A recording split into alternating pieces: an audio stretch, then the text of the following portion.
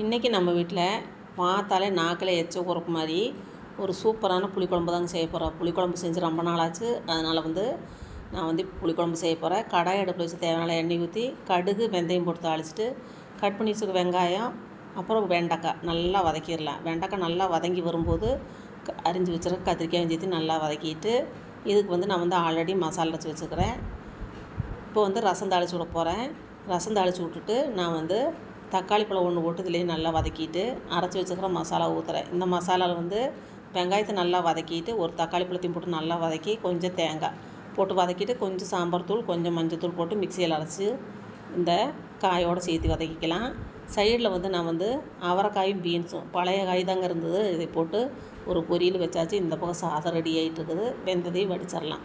இப்போ எல்லாமே சூப்பராக ரெடி ஆகிடுச்சு. மத்தியான சமையல் ரெடி. இந்த வீடியோ